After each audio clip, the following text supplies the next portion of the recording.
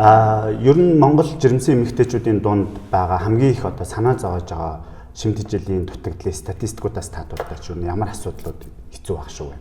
Ер нь бол одоо манай нийгмийн эрүүл мэндийн үндэсний төвөөс бол хоолтой жилийн үндэсний 6 дугаар судалгааг 2023 онд хийсэн байдаг.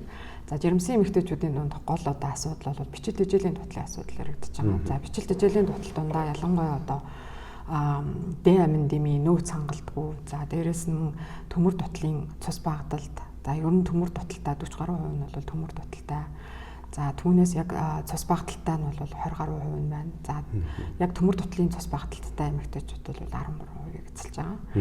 За мөн одоо нэмэгдээд бол бас йодын асуудал бол одоо жирэмсэн эмэгтэйчүүдийн дунд йодын одоо шээсээр ялгаруулах дундаж одоо йодын хэмжээ бол дэлхийн эрүүл мэндийн байгууллагын тэр зөвлөмжт хэмжээнээс 12 дахин бага буюу одоо 76.4 микрограмм гэж одоо гарсан нь бол бас сэтгэл зовоож байгаа юм тоо баримтууд.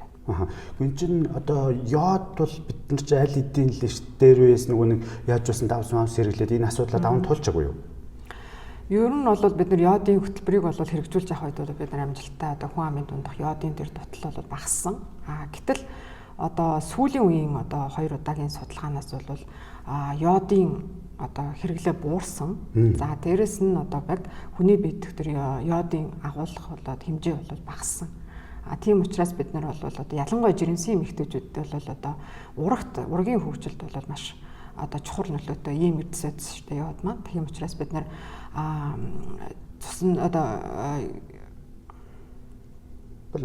за ер нь бол одоо шээсээр ялгарч байгаа тэр йодын агуулмж нь бол тухайн одоо ээжиг маань одоо йодын дутагдaltaй байна гэдгийг илэрхийлж байна гэсэн үг тийм. Тэгэхээр йодын дутагдал маань бол одоо урагт бол яг одоо оюун ухааны тэр тархины хөгжлийг бол одоо гол дэмжигч одоо эрдэс байдс.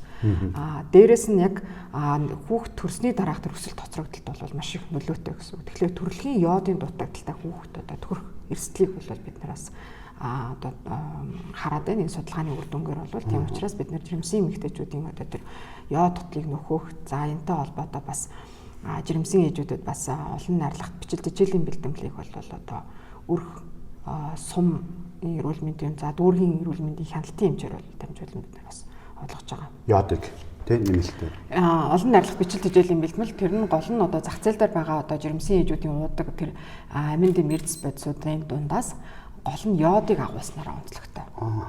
Энэ одоо чинь ингээд бид нар чинь хоолн дээр нэг юм яриад байгаа шүү дээ. Йоджуулсан давс биш одоо ингээд нөгөө давс чи өөр аюулгүй олон төрлийн хувилбартай болчихлоо шүү дээ. Тэгэл одоо химланч гэдэг юм уу зугуулын чөлөө, нуурын чөлөө ингээд давснууд гэдэг. Гэтэл одоо буцаагаад бол бид нар хоол хүнсэндээ тэр нэг йодыг нэмж авах эсвэл буцаагаад тэр нэг йоджуулсан давсан авс руу орох хэрэгтэй гэж хараад байна да. Тийм ер нь бол одоо өрхийн хэрэглээнд одоо тухайн гэр бүл асран амгалдаг жирэмсэн эмэгтэй аль нь ч одоо ялгаагүй бүгд бол аль болох йоджуулсан давсыг хэрэглэх хэрэгтэй. Зөв үндэсний үйлдвэрлэгч дундаас ч гэсэн одоо йод давсаа одоо йоджуулах. За дээрэс нь бол бид нар зах зээл дээр байгаа тэр давсны сонголтуудаас йоджуулсан давсаа сонгох нь бол хоол хүнсээрээ бол йод нөхөх боломжийг бүрдүүлж байгаа. За окей. Жирэмсэн эмэгтэйчүүд ингээд ядраад байна гэдэг. Ер нь жирэмсэн болохоор чи ядрах хэвээр. Угаасаа л ядарна. Одоо хоёр хүн хоолж байгаа ч үл ундалж байгаа ч илүү те. Ингээд энэ ер нь заавал ядрах л хэвээр юм шиг юм сэтгэлдэлтэй одоо хүмүүс бодоод байна шүү дээ. Тэгэхээр энэ ер нь ядраад байгаа нь юунаас нөлөөлж байгаа юм? Шимт хичээлийн асуудал шалтгаан байна уу? Тийм ядраад байгаа юу бол ерөнхий шинж тэмдэг тийм ээ. Тэгээд нэмээд одоо яг жирэмсэн ээжүүдийн хувьд бол бас ядраад байгаа шинж тэмдгийг бол бас анхаарч үзэх хэрэгтэй. За ялангуяа нэмэлтээр одоо бас яг бичил шимт хичээлтэй холбоотойгоор бол яг төмөр дуталтай холбоотойгоор бас эмэгтэйчүүд бол ядарч болно.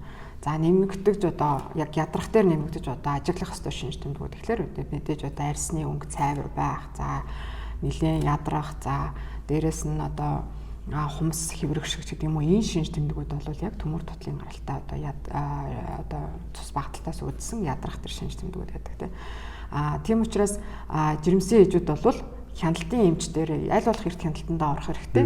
Тэгээ хяналтын эмчийн юм одоо үзүүлэх шаардлагатай шинжилгээ үзлэгтэй хамрагдаад за тэр бичил чимжлэр юм дутлын одоо шалтгаанд байх юм бол хоол дороо за олгогдож байгаа одоо бичил тэжээлийн одоо нэмэлт бэлтгэлээ авч хэрэглэх ингэснээр бол тухайн дээр ядрах шинж тэмдгүүд бол зөвхөн багасна. Одоо ингээд жирэмсэн эмэгтэйчүүдийн дунд байдаг шүү дээ. өснө ингээл унаал хугараал те нэг юм сөс хийсэн ингээл яваад байдаг шүү дээ. Ингээл төрж жирэмснэл болсон бол заавал энэ ус гизэг нь унах хэвээр эсвэл хумс нь хугардаг мордог байх хэвээр арьс нь хураачдаг байх хэвээр юм шиг л бид нар ойлгоод байна. Гэтэл энэний шалтгаан нь төмөр дутал байж болох уу? Болно ер нь бол жирэмсэн үедээ хэрвээ тухайн ээж маань бол бичил тэжээлийн дуталтай байх юм бол энэ цагийн ярьсан одоо таны хэлсэн энэ шинж тэмдгүүд бүр илүү их илэрч болно тийм. Тэгээ мэдээж дээрээс нь бол жирэмсний даавартай бас холбоотойгоор төрсний дараах шинж тэмдгүүд илүү их илэрч болно. Ганцхан бас энэ ээжийн шинж тэмдгээс гадна бас ургийн асуудал бол маш чухал. Төмөр дутал нь маань бол одоо хэрвээ ээж маань төмөр дуталтай байх юм бол төрж байгаа одоо хүүхэд маань бас төмрийн нөөц агуулмжгүй ийм одоо хүүхэд төрн. За тэгээ эхний 6 сар бол одоо яраа маань бол одоо эхний 1 сар цаашлаад одоо 6 сарын хугацаанд бол эхний сүгээр дагнаа болдог. Ямар нэгэн нэмэгдэл хоол иддэггүй. За тэгэхээр энэ үед бол эхний дээр 6 сарын нөөц төмрийн бэлтгэл бол одоо яг ээжээс авч төрдөг гэсэн үг. Аа. Тэгэхээр төмөр хэрвээ төмөр дутагдаад байх юм бол хүүхдэд ямар сөрөг нөлөөтэй? Төмөр дутагдаад байх юм бол хүүхд бас өөрөө нэг хоцрогдол. За нэмэгдээд бас яг танин мэдгүй хоцрогдол анхаарал одоо зөвхөн одоо тийм бага насны хүүхдүүд дээр бол одоо анхаарал дутмагших, ядрах, суйлдах, за дээрэс нь одоо танин мэдгүй хоцрогдлууд, өсөлтийн хоцрогдлууд ч гэсэн одоо илэрч эхэлдэг.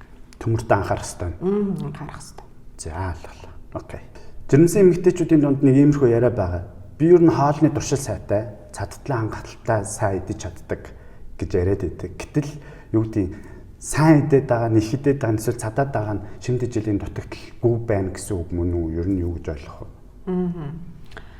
За ер нь бол яг нөгөө хоол нь одоо хоолны хэмжээнээс илүү тухайн хүн одоо хоолны маань чанар маш чухал. Чанар гэхэлэр одоо бид нар тухайн хоолыг одоо бүлжүүлж байгаа хүнсний бүтээгдэхүүний нэр төрлийн асуудал. За тэр хүнсний бүтээгдэхүүн маань өөрөө яг шим тэжээлэг чанарыг агуулж байна уу гэдэг нь бол маш чухал.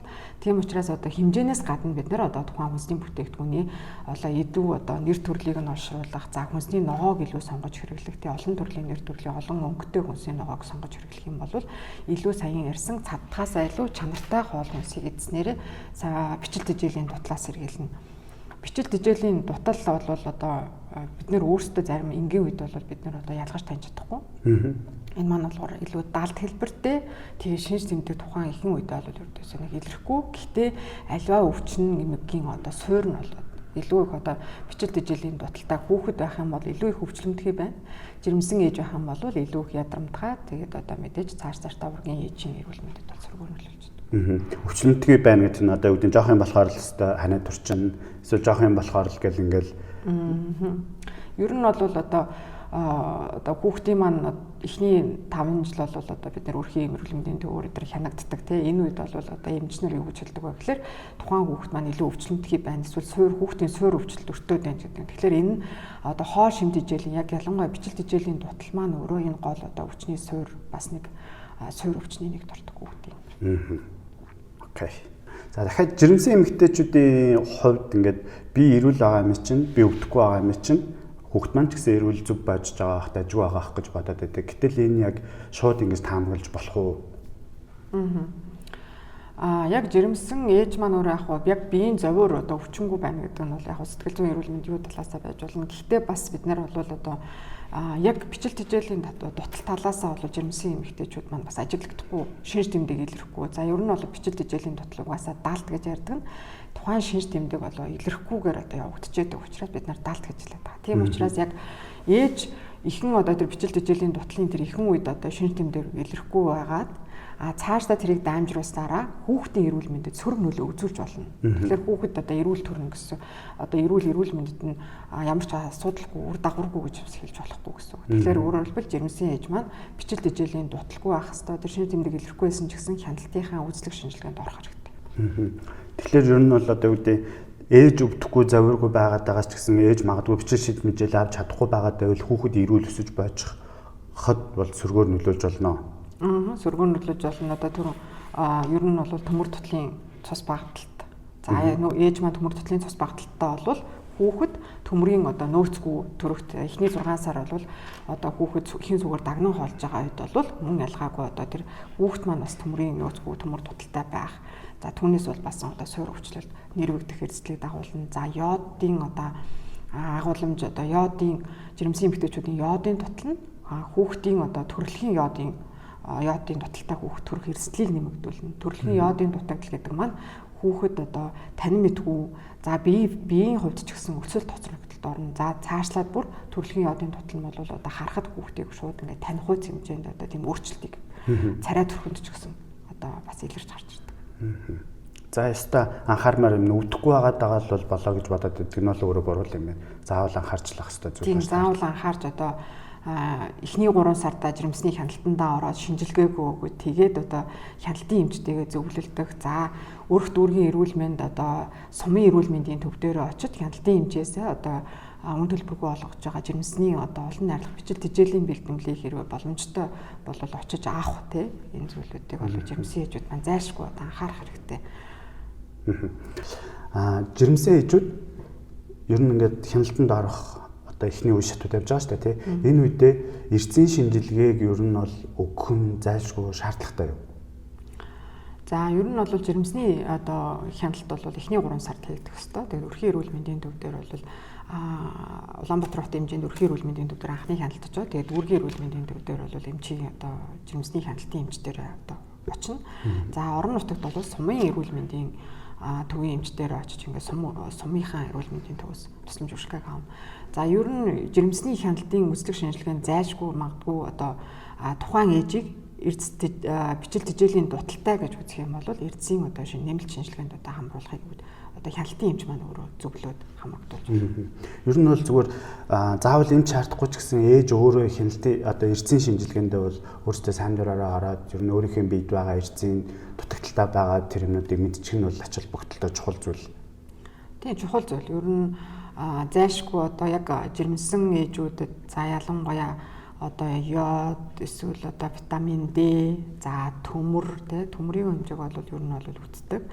За өөр одоо бусад тэр эрдэсүүдийг бол яг хүүхдийн ургийн эрүүл мэндэд одоо өсөлт төгсөлтөнд хэрэгтэй гэсэн тэр эрдэс аминд юмуудыг бол үзүүлж хэрэгтэй юм тийм. Ялангуяа витамин D бол бас нөгөө кальцийн шимэгдэлттэй хамааралтай байдаг учраас витамин D-гээ үзүүлчих юм бол бас тухайн ээжид маань гэсэн бас хэрэгтэй.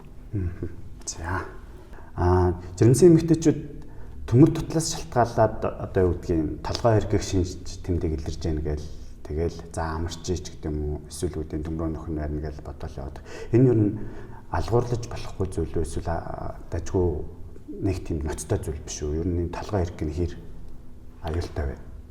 Бид жирэмсэн эмэгтэйчүүд ээжүүдийн талаар ярьж байгаа бол толгой орхих нь бол анхаарч үзэх хэрэгтэй одоо шинж тэмдэг гэсэн. Өөрөөр хэлбэл тухайн ээж маань бол ямар нэг одоо суур одоо ер нь бол бусад өвчний шинж тэмдэггүй ч гэсэн толгой орхиж болно. Гэхдээ бид нар бол зайлшгүй тухайн ээжийг бол одоо хяналтын эмч дээрээ хяналтын үзлэг шинжилгээндээ бол хамрагдахыг бол бид нар зөвлөнө. Өөрөөр хэлбэл бид нар бичил тэжээлийн дутлаас магадгүй тэр саяхан ярьсан төмөр дуталтайгаа холбоотойгоор тухайн ээж маань толгой өргөжж бас болно.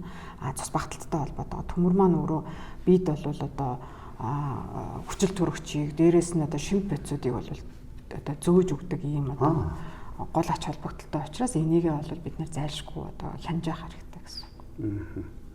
Окей. Жирэмсэн эмэгтэйчүүдийн бичил шимт хичээлийн дутагдал бол мэдээж энийг нөхөхийн тулд таал үнсээр хэрэгжилж болно. Одоо аваад ирж болно тий. Гэтэл одоо юу гэдэг гэр бүлийн гишүүд энийг дэмжих, энийг ойлгодог байх нь юу хэр чухал вэ таны бодлоор? Ер нь бол жирэмсэн үед бол одоо гэр бүлийн одоо анхаарал, халамж бол маш чухал. Энэ бол яа харахгүй байх ёстой дэмжлэгт орчин болно. Ээжд маань сэтгэл санааны болоод саяын одоо бие таах хэрэгтэй шимт бодис авахд маань бол энэ халуун дулаан одоо анхаарал халамж гэдэг бол зайлшгүй чухал. За ер нь жирэмсэн болоод эсвэл одоо хүүхэдтэй болоод ирэх үед бол эмэгтэйчүүд маань бас тодорхой хэмжээнд одоо гэр бүлийн бас хүний хараат байдаг, асар хамгаалагчныхаа бас хараат байдаг. Энэ үед бол ээжүүдтэй аль болох одоо хоол хүнсэнд нэр төрлийн одоо нэмэгдүүлэх хүнсний бүтээгдэхүүнийг тэр авах боломжийг бий болгох. За үүн дээр бас гэр бүлийн одоо нөхрийн эсвэл аав ээжийн асар хамгаалагчдын бол оролцоо маш чухал. Жирэмсэн үед бол гарч байгаа бид илэрж байгаа тэр зовир шинж тэмдэг магадгүй одоо толгой оргих эсвэл одоо дотор муухай харагддаг юм уу энэ шинж тэмдгийн үед нь бас үнийг нь хөнгөчлөх хоол хүнсний одоо бүтээгдэхүүнийг авахт нь ч гэсэн дэмжлэг жирэмсэн эмэгтэйчүүд юу ч хэлдэг вэ гэхээр одоо тодорхой хүнсний бүтээгдэхүүн жирэмсэн үед идэхийг хүсэж байдаг тийм. Тэгээд ийм үед нь бол бас тухайн одоо боломжтой одоо хүнсний бүтээгдэхүүнийг нь одоо авч өгөх. Энд нь бол бас анхаарах хэрэгтэй. Энэ нь бол гэр бүлийнхэн гишүүнд анхаарал тавьж байгаа хэрэг. Зүй ёсны бүр үүрэг. Үүрэг тийм ээ, үүрэг тийм. За эрхэм аауд эмээнэр өвөнөр жирэмсэн эмэгтэй шаардлагатай байгаа тэр эдий гэж үзээд байгаа зүйлсүүдийг нөгөө хүнсэн дээр нь анхаарах тий. Одоо юу дутагдаад тэр ядаж өсөн унаад байгаа бол хонсны хөврөгшөөд байгаа бол арьсны оршоод байгаа бол энэнд нь юу дутагдж болох вэ тий. Тэр хүнсийг нь аваад өчх юмсан гэж боддог баймар юм бэ шүү нөхдөө. За баярлалаа танд өнөөдөр бас гоё мэдээлэл өглөө. Баярлалаа. За